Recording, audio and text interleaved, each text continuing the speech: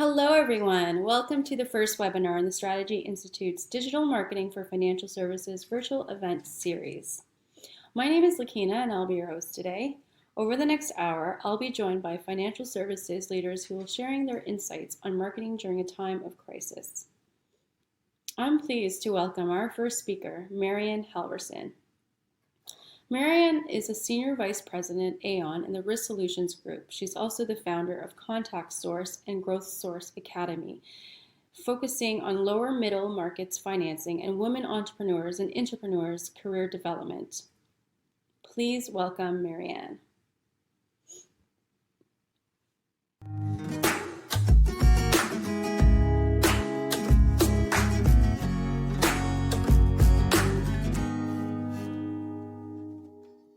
So, hi, this is my name is Marianne Halverson. I'm here today to give you on a topic that is very near and dear to my heart, and it's marketing. But really now, like, how do you adjust your marketing to in a time of crisis? So, what I wanted to do for those of you that do not know me, to make a quick introduction, who I am. So you get a better idea of probably one of the reasons why I'm passionate about this topic is for my entire educational background, I studied marketing, studied communication. I did both of my masters in Australia, one in Brisbane at QUT and at Macquarie University, Masters of International Communication and Master of International Business Marketing. So it's truly been a passion of me ever since then. On my day job, I am an insurance broker working for Aon. I do business development, international business development, and love production. So, and on the side of that, I am an entrepreneur and an innovator. I have built my own company, Contact Source. And what we do with Contact Source, we support the private equity community, investment community with deal sourcing and capital. So another side project, passion project that I have is I help women entrepreneurs with building their business. It's a company called Growth Source Academy.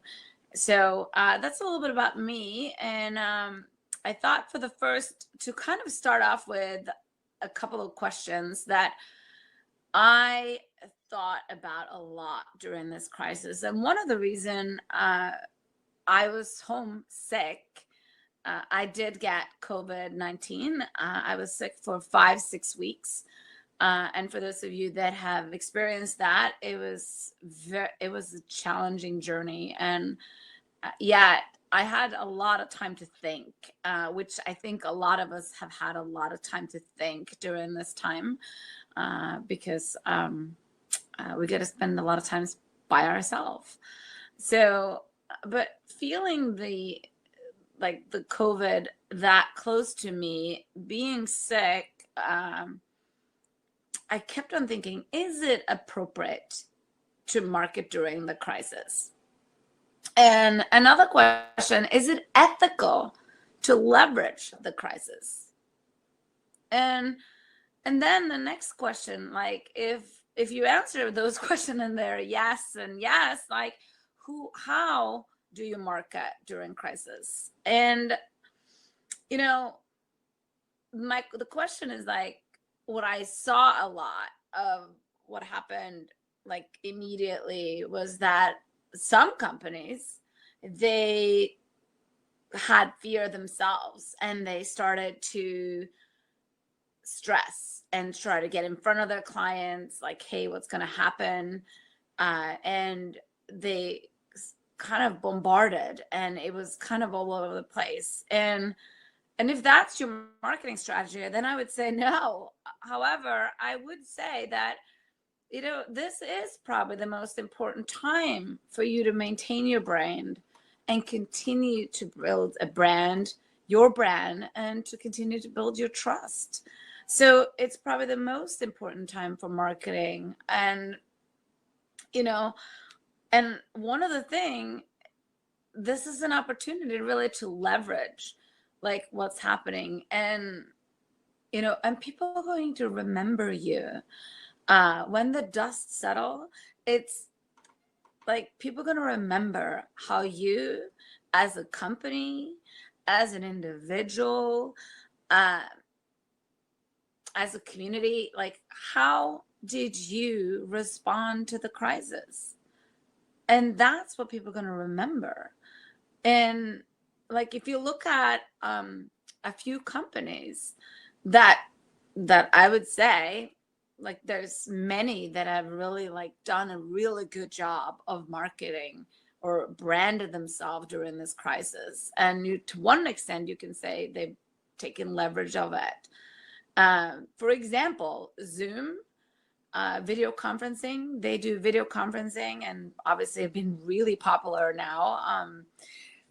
They went out and offered free video Zoom conferencing to the schools, to make it easier for schools to continue their classes. LinkedIn, they are offering 7 of their training program now for free during this crisis. Another company is Cengage. They are offering ebooks and the online tool to the teachers and the universities and students for free during the crisis. Another one really in terms of T-Mobile, Verizon, a lot of the telecom companies, they've gone out and said, we are not going to shut down your service during this time. So like what I want you to do is to think about these like when I shared with you, and maybe you've heard this before, maybe you didn't, but just think about what it made you feel about these companies and how they responded, because it does, when you listen to that, you actually makes you want to, at least for me, I get more connected to these companies when I hear during like that they've been communicating with empathy, they're showing out to the community that they can serve. So I want you to give some thoughts to like, there's like, what would that look like for you? Like, because there's always a place that you can serve and to sort of help. So the next, as you're thinking about those questions, another thing that, there's always difficulties, there's always opportunities. And I know it's been really challenging to think that. And I know we've gone in an emotional roller coaster, how it's been a tough time for many. And it's very easy to actually step back and kind of check out. This is not probably the opportunity. This is not the time to actually do that. This is the time for actually check in and look around. And again, this is the time when people are going to remember how you responded. Were you innovative? Were you thinking about them as your customers? So by looking at this as an opportunity, not opportunity, but more of how you can leverage this, I wanted to bring to your attention and kind of discuss here today how to market in crisis, and just 5 steps, 5 simple steps for you to think of and to keep in mind as you now are branding yourself and marketing yourself during this crisis. So the 5 steps are like, how are you using your tone and making sure that you communicate with empathy? Second one is listen. This is your ultimate time to listen and understand your audience. What is it that they need? The other one is the third, it's got to be relevant. You need to provide offers that are essential. Provided non-essential offers right now does not make any sense. The fourth one, and it might seem kind of odd, but this is your time that you can expand and build your audience, build your community. And last, and probably the most important one, is support. How do you support? Like, this is a time that you want to teach, you want to nurture, you want to help, you want to serve your community, your audience, and your clients. And just to go a little bit deeper into your tone, why is this so important? I remember when I was home being sick with COVID, that a lot of, I could pay attention to what's happening. And I saw there was one way of responding to this, that companies were starting to like stress about, like, how am I going to survive? And then they will communicate and market themselves with that stress in the back sense. And, believe it or not, like, customers feel that. Like, anybody could feel that. And you know what, to be frank, if you're like trying, like, market yourself, trying to make a buck right now, and people feel that, it makes us not feel good. No client, no customers makes us feel good when we feel like the people are looking to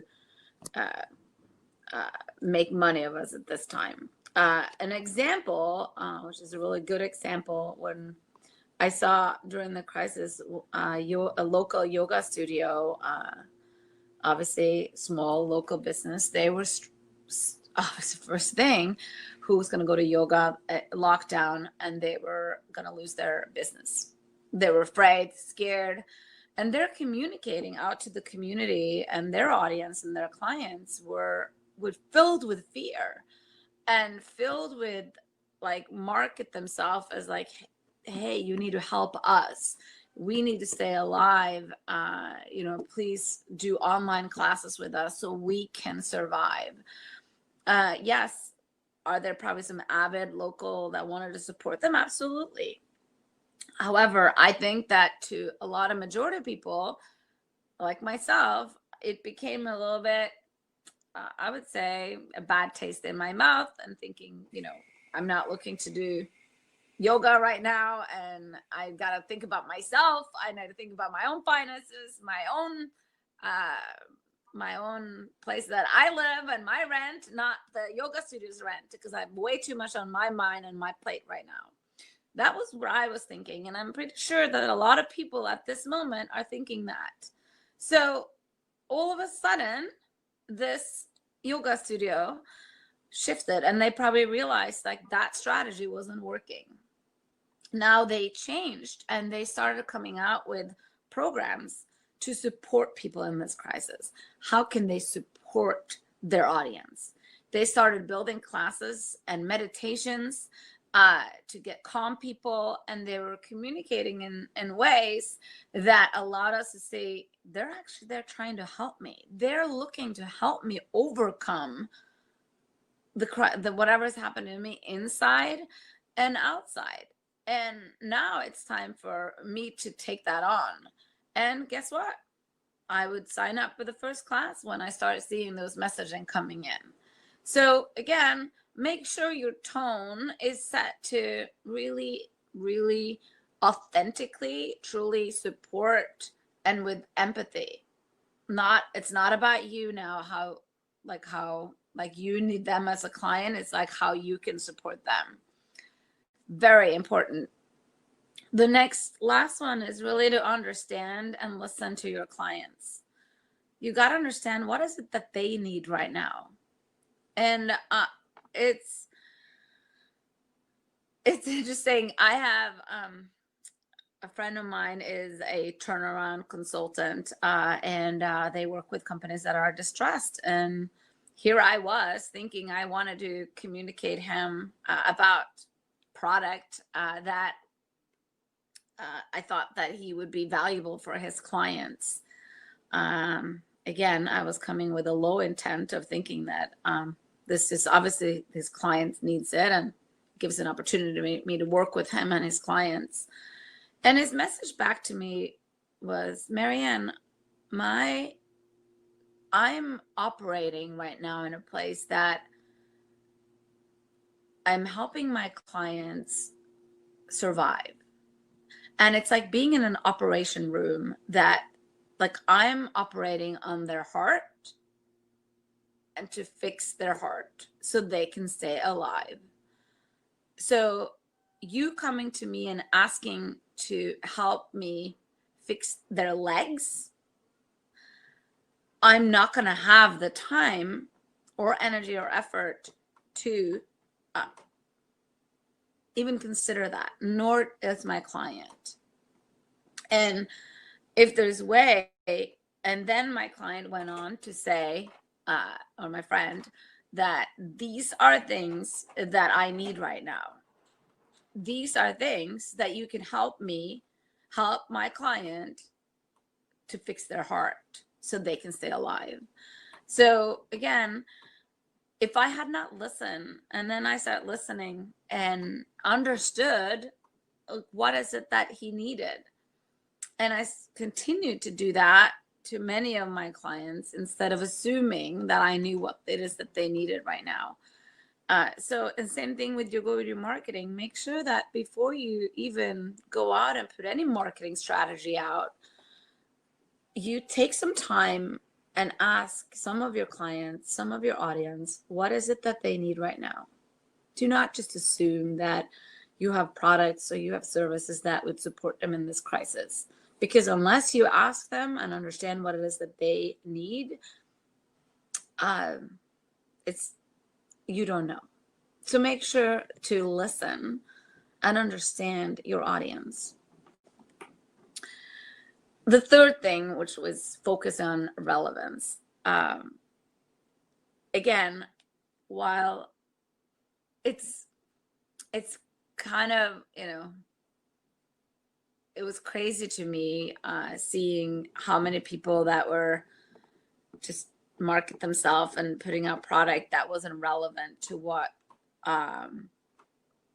was happening. So one thing, that making sure that that what you're communicating is relevant and it's essential. And I remember sitting and I was going to put out a marketing campaign to my clients, and I realized before I sent it that this is not relevant right now, and I have to put that aside and use it for another time and another moment, because what's relevant for my clients right now is also, how do they survive, and what is it something that I can do right now to help them survive. And it's interesting, just from while I was sick with COVID and I was home finding remedies on how to survive, whether it was drinking green juice, like the lemon, the elixirs that I was making. I took the time where I looked at and I thought, what is it that my clients need right now? They're all at home. Some people are sick. Some people have family members that are sick. And from a personal branding perspective, I made sure that I created a detailed list of all the things and the remedies that I had been doing to survive COVID myself. And I sent this out to all of my clients, letting them know that I cared about their health, letting them know that I cared about their family's health, and giving them detailed, supportive evidence that I had been doing that could possibly help them and their families should there be as unfortunate and also be affected with the virus. And also whether it is just to build up their immune system. And I didn't know it at the time when I sent it, because it come from a place of just, hey, to care, and I wanted to share what it is that I had experienced. However, that email and that communications to my client came such a long way, because I see that now when the interactions that I have with my client and how they now are looking to continue to work with me. So make sure that even if it's the personal branding or whether it's like whatever message you want to put out, make sure that this is relevant and that it's essential. This next one, which some of you might think is kind of odd on a time like this. How do I build my audience at this point in the middle of crisis? This is your time to build your audience and your community, and not think so much in a monetary way, because I'm a big believer that like this, the dust will settle and we are going to be fine. And in this time, it's a time to build your audience and build your community, get out there to get in front of them and just build relationship equity. So a couple of things that we did, even while I was in and out of relapse, we started to have these coffee meetings with my clients in the morning, and we brought in other prospect, like really around my audience, and we started having these discussions every Wednesday morning. People could bring their coffee and they can get on this Zoom call, and people would like refer it to others, and we would consistently have this.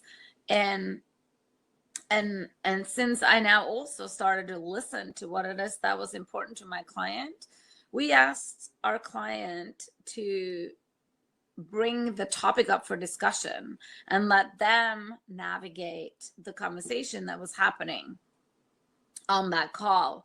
So not only we engaged our customer base, we had listened to what they needed. If they needed it, I would assume other clients would need it as well.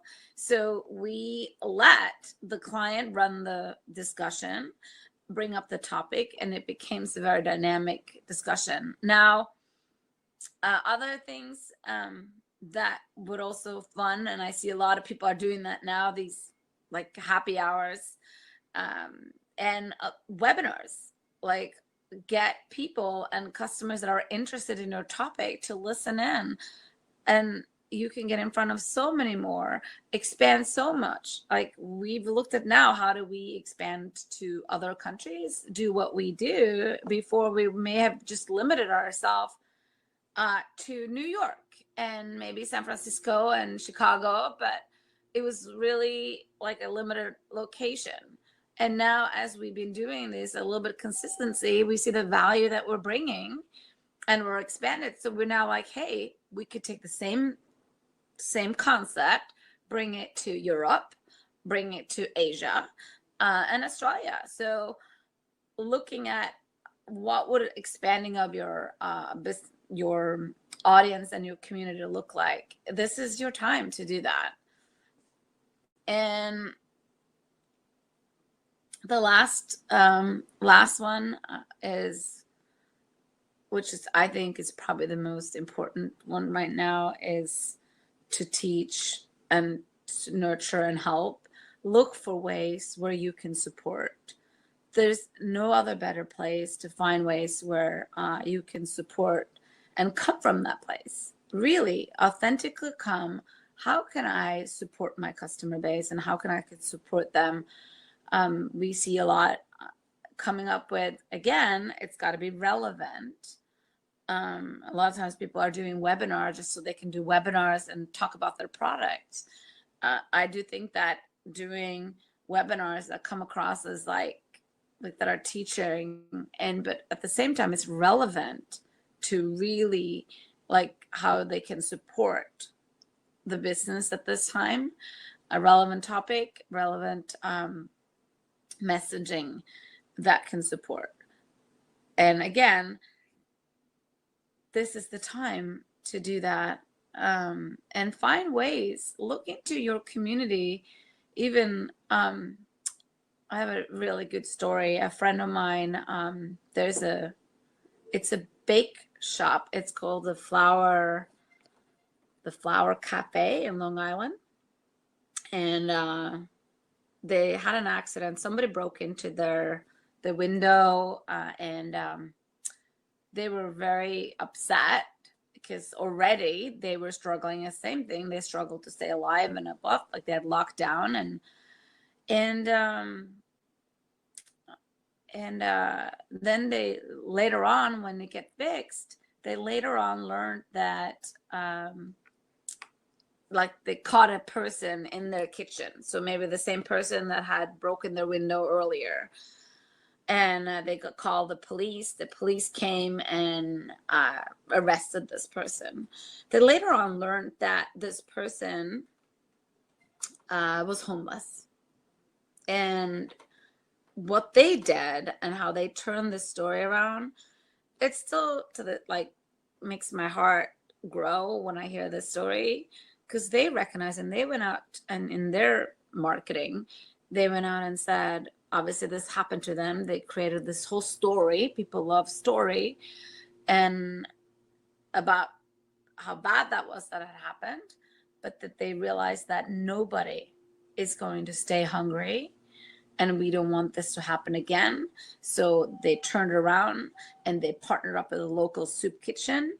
And now they are at their website. You could, when you order, you can make a donation to this local soup kitchen at every order that you make. And all their staff are like now moved into this local soup kitchen. So they're leveraging like their social media, are like posting that their staff are working in the local soup kitchens. I see, and even like, I'm not even in Long Island, but as I continue to see this on social media, I want to go and visit, and I want to make some orders in myself, because I see that they are out there to nurture and to help community. And it goes such a long way right now. So to summarize and to end, before there's any questions, if there is, please feel free to email me. But like one of the most important thing right now is to be honest, whether you're communicating to your employees, whether you're communicating to your customer, your audience. Empathy. Just remember that you have to have empathy. You need to listen, whether that is listening to your customer or even listening to your employees, and focus on offers that you have that are essential. And again, it's time for you to expand. If you thought that this was the playground that you were playing on, and this is your audience, think about this time is maybe to expand your audience even broader. And eventually, like, the dust will settle, and then you can monetize over a massive expanded network that you built. And then last but not least, and probably the most important thing at this moment as we're in the crisis, is serve. Again, as I said, people, will always remember how you showed up to serve your community. So thank you. Thank you so much, Marianne. I definitely agree. Empathy is one of the key things right now that we all have to remember, no matter what sector you're coming from. So you definitely brought up some really excellent points. Thank you so much. Thank you for joining us today.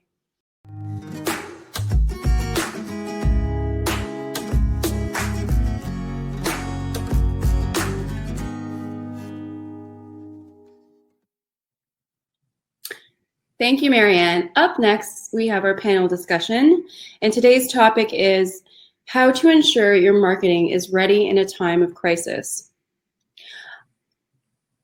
Please welcome Tim Rickards, Marketing Director, Acquisition and Engagement at Charles Schwab, Susan Mandarino, VP of Marketing at Mutual Credit Union, and Rob Russini, Senior Director of Marketing at Hudson Heritage Credit Union. Now, before we get into the conversation, I'd like to have each of you introduce yourselves. If you could briefly tell us about your organization and your role. Rob, I'll start with you. Sure. Thank you.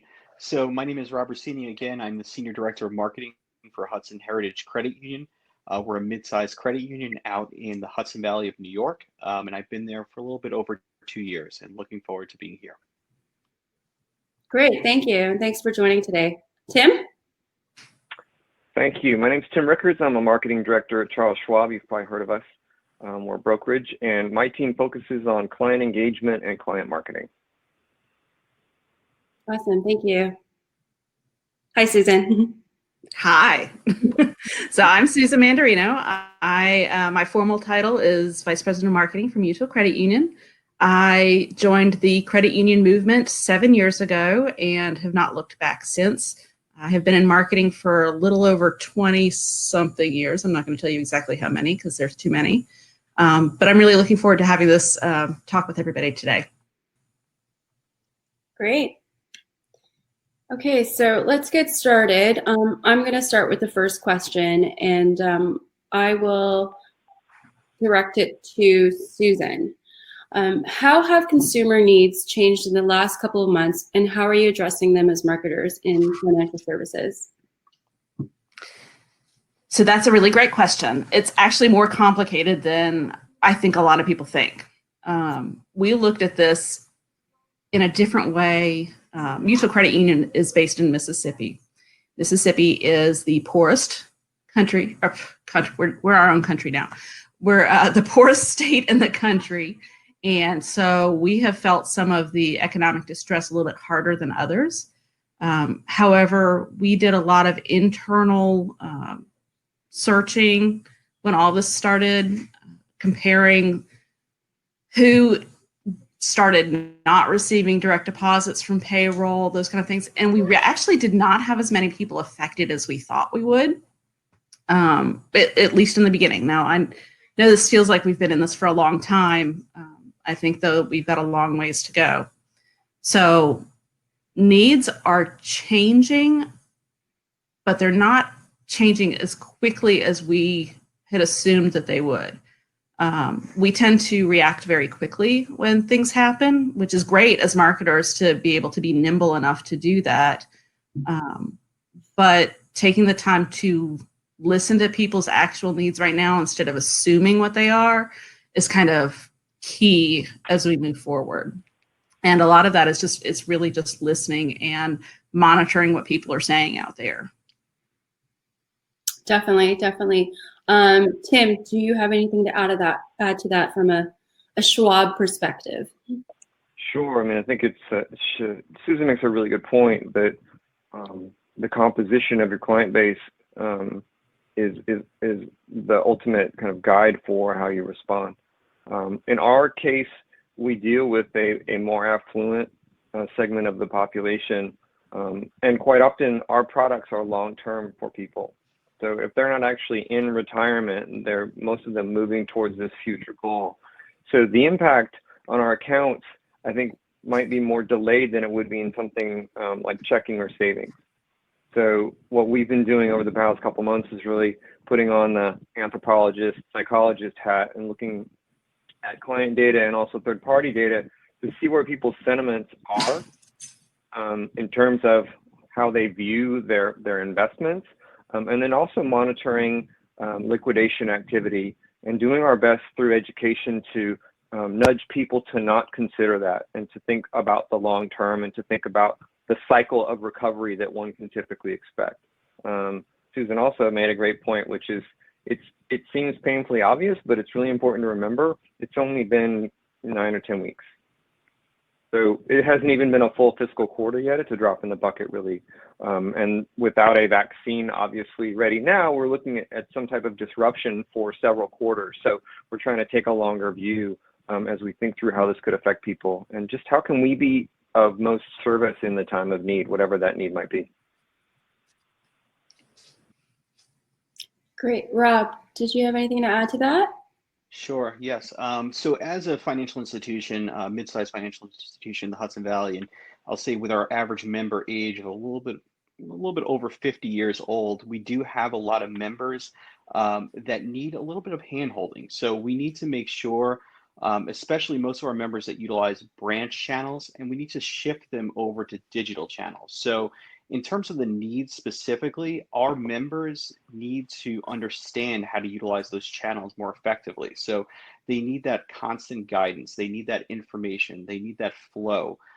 So our jobs really as marketers in our situation is to make sure we're providing that information. So how to utilize direct deposits, how to utilize ATMs, how to utilize online banking, and making sure we're there for our members pretty much all the time. So if they have a question, obviously we're there a phone call away. However, we have other channels in which we could utilize to reach out to our members and making sure they're able to utilize those channels effectively.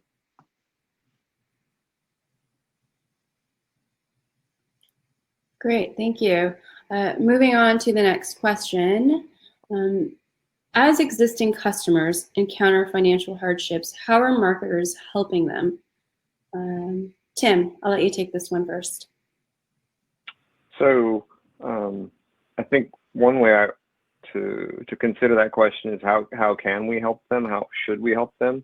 You have an interesting split here of financial institutions. So brokerage with the bank, two credit unions which have different socioeconomic client bases most likely.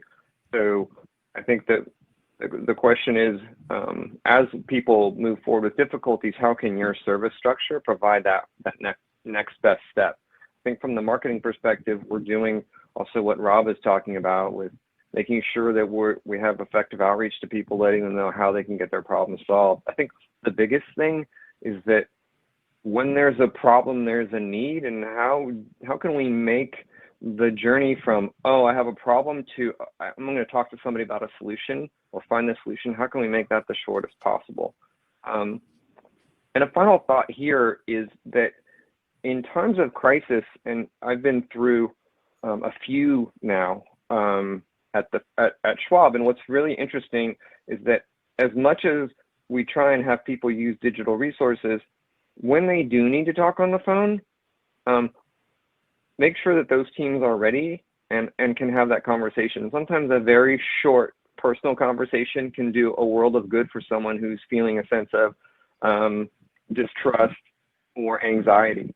So it's that combination. Let's give them the proper avenues for solution and make sure that whether that's digital or phone, we're ready to go. And so the customer leaves with a sense of completion and a sense of reduced anxiety or a problem problem solved. Susan, did you have anything to add? Absolutely. I think Tim's exactly right. Is we have very varied clientele between the three of us, and I'm going to apologize in advance that I'm a storyteller. I think as marketers we do that, and so I tend to tell stories when I'm talking. So we have a member who came to us, and when you think about it, what do people need right now? And for a lot of people, what they need is liquidity. They need access to funds that may or may not happen. We had an older member who is on Social Security. doesn't get very much every month. And she was panicking because, she goes to the store maybe once a month to get her essentials. She buys a 4-pack of toilet paper normally of the cheapest brand that she can buy because she is on a budget. Well, when she gets to the grocery store, there is nothing except for an 18-pack of the super plushy, tushy paper. And that's what she has to buy. So her, normal $4 spend has now gone to $24. And that's a big hit that someone takes. And she really has no choice but to do that. I mean, I suppose she could find something somewhere that she could use. But for the most part, people aren't going to do that. They are looking for toilet paper.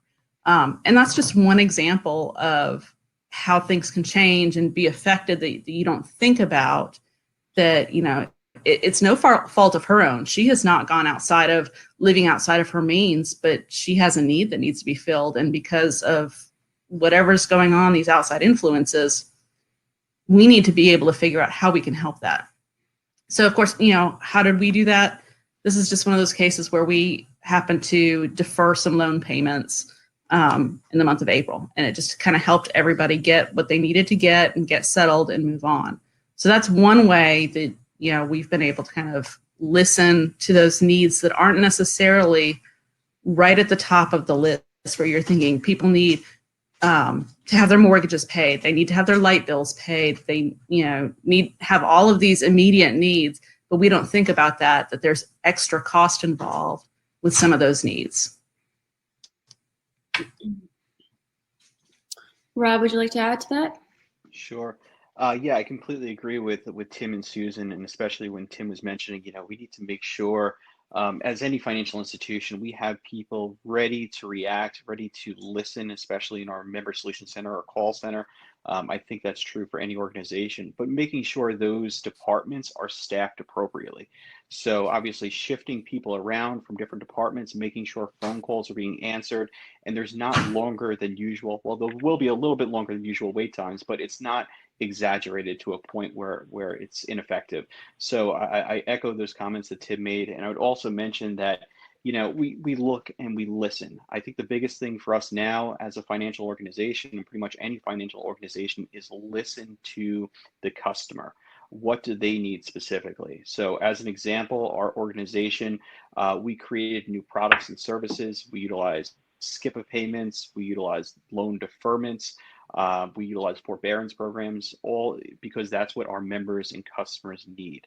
So pretty much at the end of the day, we listen to our customers, listen to their needs, and create products and services as quickly as possible that are beneficial to everyone, not just our organization, but for the end user. Great. That actually leads into the next question. Are the channels that you market through changing? Is there a greater emphasis on digital? I'll go to Rob.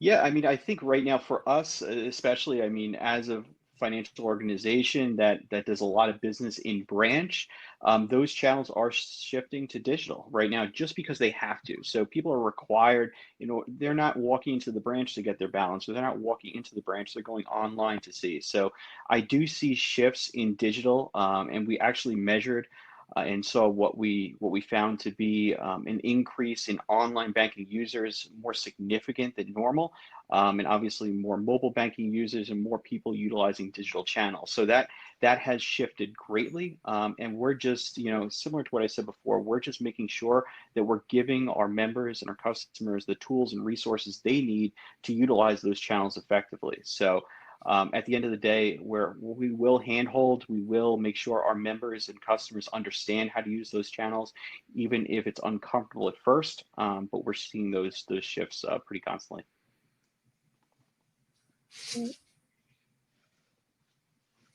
Tim, I'll go to you next. Sure. So we definitely, through the latter part of February, March, and April, relied much more on own channels. So we dialed back some of the external media.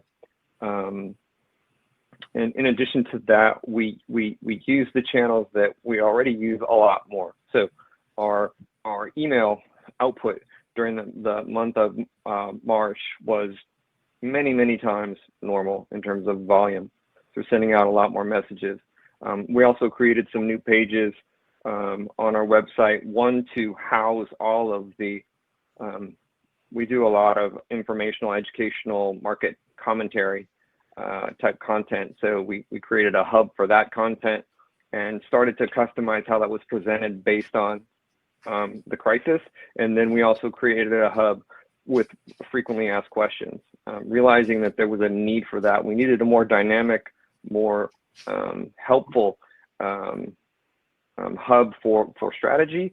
And at the same time, people had 9 bazillion questions about what to do. And if you remember, when things were happening in March, were taxes going to be delayed or not? That was happening back and forth. These things that now we've accepted that were perhaps unthinkable in February. Taxes are delayed to July, required minimum distributions, all of that. So we housed that on a separate page. And then we've been more focused with our client emails, always pointing them to those resources if they need them. And so I think those are probably the biggest changes. I would imagine as the summer progresses, we'll be moving back towards a little bit more towards on the paid media side versus what happened in February and March. Susan, would you like to add anything? Yeah. I think, just like Rob and Tim both said, is of course things are moving into a more digital direction because we just really don't have a choice. We noticed that we kind of stopped working on acquisition and marketing really became communications. It is, that was the meat of it. We went from saying, here are all the great things we can do for you to make your life awesome and perfect. Great vacation. I mean, we're getting ready to send information out on, planning your perfect vacation, right? So we were lucky that we were able to halt that right before it went out. People aren't using their home equity lines of credit to go on vacation right now. Of course, everybody's sitting within their 4 walls going, I wonder if I can knock that wall down right now. Or what can I do to the house? So everybody's doing renovations right now, just to kill some of the boredom, I think. But it's pretty interesting, I think. We, of course, made some of those pages like Tim was talking about that are COVID related. And there's always another way to get a hold of somebody or to get that information out there. We've added chatbot services to our website in the interim. So just like Rob was saying is, you start moving that staff that normally sees people face to face. And while it's a different form of communication, you need somebody there. So we have those people manning chat. We have them manning our phones so that they can do all of those things. And returning a lot of emails. So, like I said, marketing has really shifted into the communications area. But and speaking of communications, that brings me to the next question. Are you needing to change the tone or content of your marketing campaigns? Rob, I'll start with you. Sure. For us, it's definitely a yes. So we've changed the tone significantly. So our tone and our voice is more empathetic. It's more caring. It's more connected. We're not doing, hard sales approaches. We're really looking at our members at this point in time and really looking to connect with them, really hold their hand and get them through the situation. So we're looking to be utilized as a resource in this case. So like Susan and Tim were saying before, I mean, we're doing a lot of email blasts, we're doing a lot of content posting, but all that content is really how can consumers get through this crisis. So we're posting a lot of resources on CDC, on information on how to save money during this time and what happens if you are unemployed. So at this time, that's kind of what we're looking at, and I think it's very valuable. So great. Tim? Definitely imagery, word choices, and tone. The idea being, often in financial services, especially long-term saving, it's not something people are particularly passionate about. There is a subset of people that love it, but for a lot of people, it's a necessary item of their lives, and it's difficult to get them to engage. So we wanted to reflect what's happening now, and use this time as a way to be empathetic and also essentially give the message, now is a good time, if you haven't, to rethink to see where you stand, reevaluate what you're doing, prepare for what's coming. And I think that has been actually a real positive for us in terms of being a little bit more relevant to folks. And like probably everyone else, before February, we had a lot of people in aspirational positions in our imagery.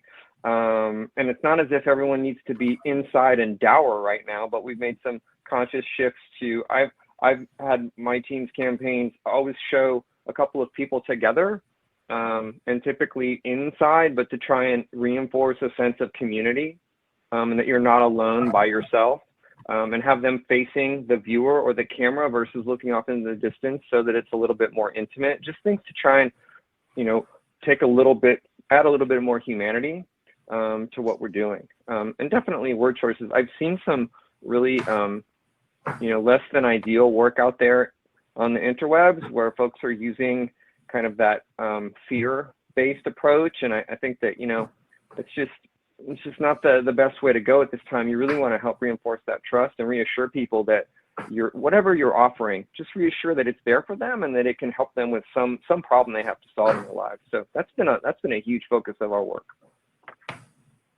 A lot of what you were saying, Tim, actually goes back to Marianne's presentation. A big word that's being used right now is empathy right now, and I think everybody's kind of taking that approach. Susan, do you have anything to add? Sure.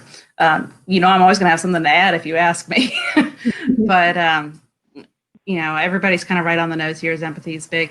I think one of the biggest things is just don't disappear. That it's easy to say, whoa, we're going to back off because we don't want to seem like we're trying to take advantage of the situation, or, we're pushing something when we shouldn't be. But I don't think that that's the case at all. I mean, this is your time when in a year you look back and you said, they were there for me. They were the ones who showed up. They were there the entire time, and they helped me through all this. We all know that finances are tough. We all know that they're hard, and sometimes they're harder than other times.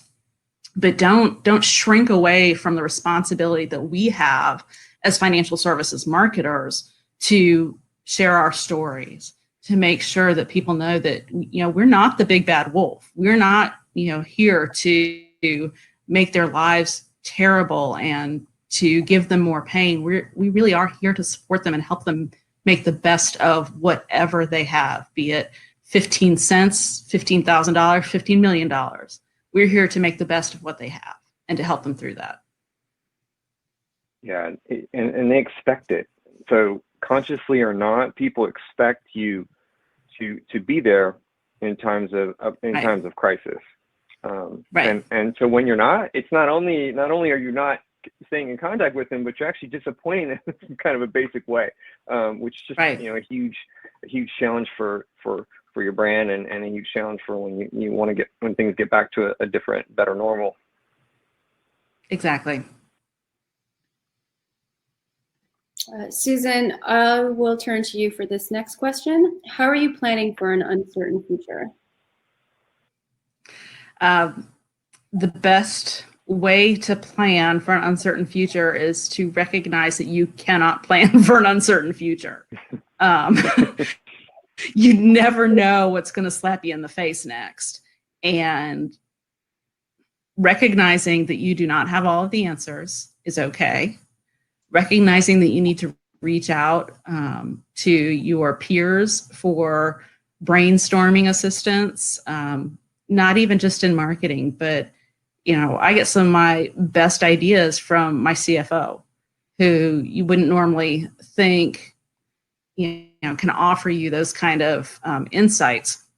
So reaching out for help, but being willing, and this is a hard one for a lot of people, being willing to admit that what you are doing is not working and changing what you're doing. is a big thing. It is okay to say, hey, this didn't work, or hey, I screwed up. Let me fix it, or let me find a way to fix it. I swear I have heard the word pivot more times in the past 9-10 weeks than I've heard in my entire marketing career. And I think the background of my computer now is. You froze for Ross in that friend set. Pivot. Oh, sorry. Anyway, we're pivoting. And we're constantly pivoting now. And I don't think there's any way, you can plan for a million different scenarios, and the one thing that happens is the one thing you didn't plan for. So be able to take what you have and adjust it to whatever your current needs are. That probably wasn't as much of a helpful answer as you wanted, because I don't know that there's a great answer for that. You did bring up a good point. It is hard to come up with all the solutions, because what happens if during this crisis, there's so many things that do happen, and it's almost like we have to react. So even if you plan for a million different things, there's still always something, like you said. Tim, did you have anything to add? Right. Yeah. Yes. Just a couple things. We have a framework for how we're looking at we've been calling it the COVID journey, because we're all moving forward together. So we have a framework to look at that, that, to Susan's point, is changing all the time, but we have a united, agreed upon framework that we are looking at, and we're trying to plan within that framework. I think just the second big thing is, after the initial rush in February and March, we've spent the last month or so looking at how that happened, how that went down, and making some procedural tweaks so that if and when it happens again, we're able to respond a little bit more efficiently. We learned a lot in March, and I think that's helpful. So that isn't a plan so much of like, this is exactly what we're going to do at this particular time. It's been more about, okay, we know that things will become volatile again, most likely. So how can we set ourselves up to respond more efficiently? And I think that even though it may seem really self-evident that a crisis like this will follow some type of arc or story or journey or pattern, it's helpful to have it on paper, because everyone has a framework from which to think about the next 6 to 9 to 12 months. So I've used that, and then I've overlaid client and third-party sentiment data, not as a specific need-finding exercise, but more to provide background to keep people thinking about where folks are. And I think that for us is in essence the plan. Stay abreast of what's happening, realize that we're moving through these stages, and try and be as appropriate as we can in any given stage. Great. Rob? Yeah, definitely. Yeah, I would echo Susan and Tim's comments. Definitely with Susan saying, it's really being comfortable, being uncomfortable. And that's really what marketers have to do right now, because we don't know what's going to happen tomorrow. And same thing, and I would say the same thing kind of Tim said, but we need to look at it as, even though we really can't plan for this next, we can plan for, or we can reflect what we've done in the past. So how did we handle this situation? What did we do? What was our reaction time? So these are some things that we could take a look at, we can measure, and how we came about this. So, within our whole plan, how did the communication go? How did we reach all the marketing channels? Did we plan for this with enough time to say, we're going to have enough lead time where there's no mistakes, no errors? So we can look at it from that level. We can look at it from the planning, from that perspective, and say, did we do everything that we should have in the background? And if we didn't, what would happen if this happened again? How would we change the way we're doing things from a process and procedure standpoint? Not necessarily from an exact channel perspective or message perspective, but how we handled it. So I think those are the things that that we can look at for planning for the future. Great. And this brings me to the last question. Are there any positive changes in financial services marketing that you think will remain as the world normalizes? Who'd like to take that one first? Look, we're all so excited. We all jumped on that one. Susan. I think, yeah, I'll go. I think there's always changes. Some of them are going to stay. I think that the more people have become reliant on digital as a way of communication, it allows us to remain in that space as we continue moving forward. So I think that'll probably be one of the bigger positive impacts and positive changes that will happen moving forward. It's kind of forced our hand into this digital space that, as financial institutions, we kind of tried to tiptoe into. I think we tried to wade in a little bit and get people used to the idea of doing all of these things digitally very slowly to reassure people. And I honestly think being shoved into the deep end all at once maybe helped with some of those things.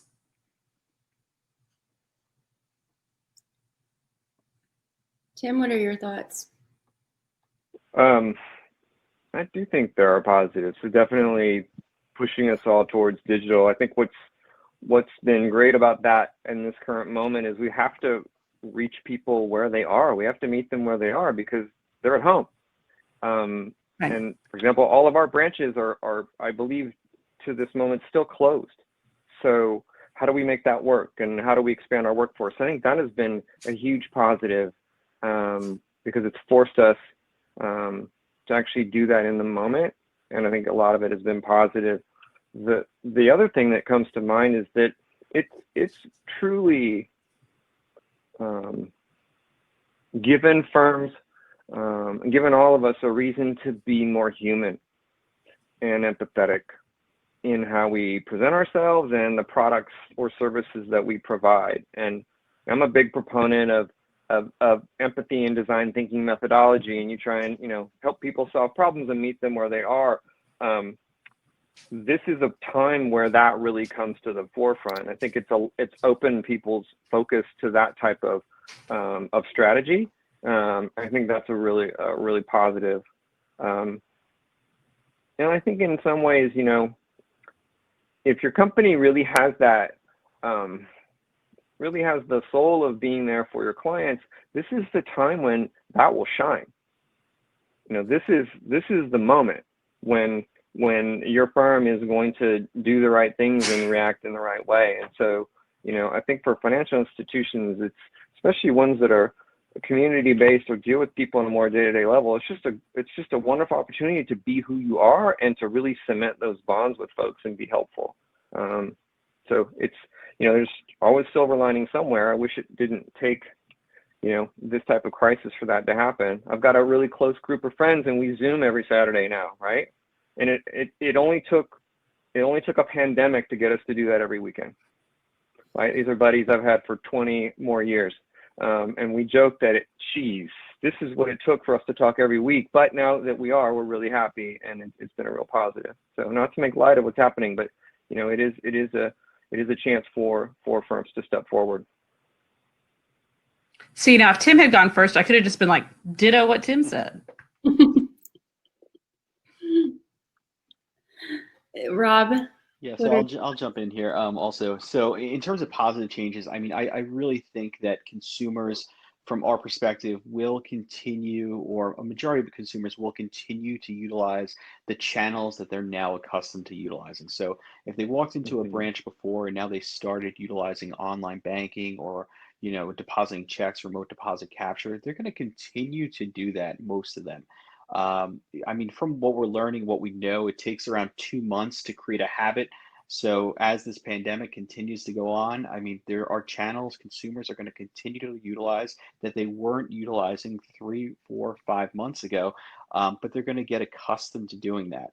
With that said, from a marketing aspect, we as marketers need to continue to utilize the channels and communicate with our members or customers how we have been the last 2 months. We can't just stop communicating or reduce the communication drastically because potentially pandemic might be over, reducing, and we're in a different time. Consumers, I believe, are still going to expect the same level of attention now as they are in the future, because now they're accustomed to it and used to it. Great. And it looks like we're just about at the end of our time. I will ask if anyone has any closing remarks. I think we could probably just encourage everybody to keep their chins up, that, nothing lasts forever, that, we're all in this together. I know we've said that and it sounds kind of false sometimes, especially coming from a brand, because we're not in it together. What does Coca-Cola know about what I'm going through? But as long as we stick together and we reach out, just like Tim was saying, is having those connections with people, people that we've lost connection with. I think that everything, it is going to be, maybe not fine, but we're going to get through it. Yeah, I would agree. Rob, anything to add? No? Okay, well, I'd like to thank our panelists for a wonderful discussion today, and thank you to Marianne earlier for your presentation. I hope everyone was able to take away some great insights and learnings. And I also like to take this time to remind our audience that the Strategy Institute will be hosting webinars over the coming weeks, and we hope that you can join us next time. Thank you, Rob. Thank you, Tim. And thank you, Susan. I'll say goodbye for now, and I hope everyone enjoys the rest of their day. Thanks so much. Thank you. Okay, thank you. We're coming to the end of our time, so I'd like to thank our panelists for a wonderful discussion, and thank you to Marianne for your presentation earlier. I hope everyone was able to take away some insights and learnings. I'd like to also take this time to remind our audience that the Strategy Institute will be hosting webinars over the coming weeks, and we hope you can join us next time. Goodbye for now, and I hope everyone enjoys the rest of their day. Thank you.